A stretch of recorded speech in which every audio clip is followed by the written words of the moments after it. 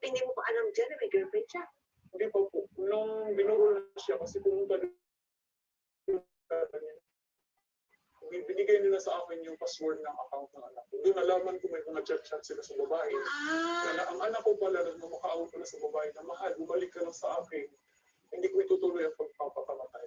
Yun yung sabi niya, Naku, nagbanta pala siya. Nagbanta ang anak ko. And then siyempre, babae bata pa, 12 years old lang. Oo nga. And then, ang malala pati kami kasi nag-iwan siya ng sulat dinikit sa dingding. Sabi niya, Mama, sorry po. Nagpakamatay po ako dahil sa jowa ko. Mahal na mahal ko yun. 9 p.m. ako nagpakamatay. May oras pa. May oras pa.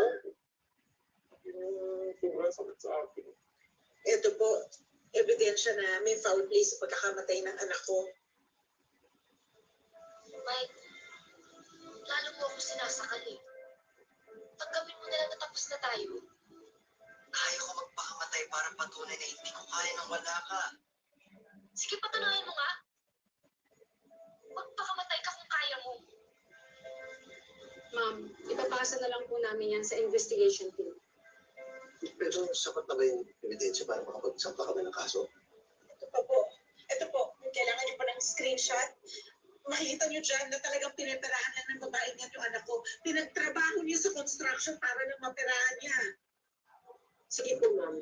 Papasa natin yun. Puro kayo ipapasa. Parang ayaw niyo naman akong tulungan na makamit yung hustisya para sa anak ko. Parang hindi naman kayo interesado sa kaso ko. Bakit tayo mahirap lang kami? Mahirap lang kami kaya wala kaming karapatan sa hustisya? Ate kasi naman daw po nila eh. Hindi! Papasa nila sa head nila. Hindi mo ba silang interesado? Ano ba kayo? Wala ba kayong mga puso? Wala ba kayong mga anak? Parang wala kayong pakialam. Pinatay yung anak ko. Pinatay niya yung anak ko. Gusto ko mahuli siya. Gusto ko makulong siya habang buhay. Gusto ko magdusa siya sa pagkakapatay na sa anak ko. Ayaw mawalay ni Glenda kay Michael. Kahit pagod na at nagkakasakit. Hindi niya iniwan ang mga labi ng kanyang anak. Hanggang sa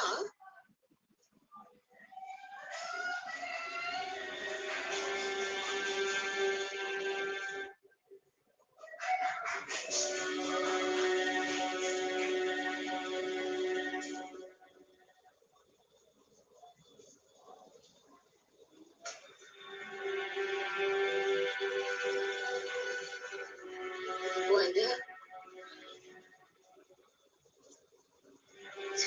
Hindi ko matatanggap yung sorry mo.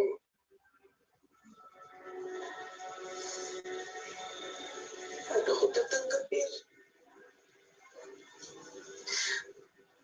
Wala ka na. Iniwan mo ko. Iniwan mo yung ate mo. Di ba sabi ko naman sa'yo, kahit na ano pa yan, tutulungan kita. Magsabi ka lang sa akin. Sana humingi ka ng tulong. Anak, nagkulang ba ako sa'yo? Huwag mo kami iniwan. Nandun ka pa lang sa tiyan ko. Mahal na kita.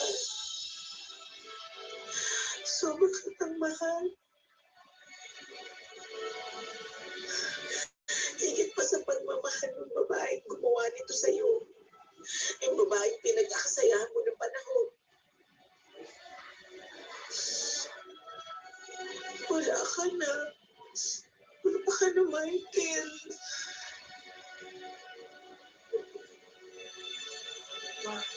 Anak,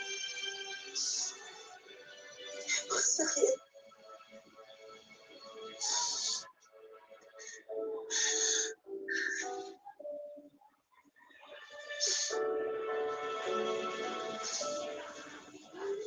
Mama. Si Queenie po. Si Queenie po yung...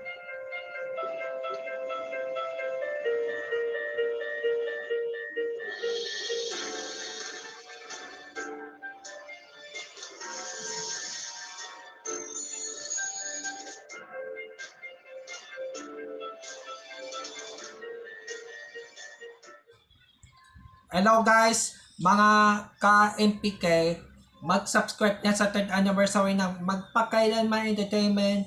I-click natin yung subscribe channel, i-like sa Facebook page, i-tweet sa Twitter, i-follow lang sa Instagram, at mga social ng mga media accounts. Maraming salamat po mga ka-magpakailanman.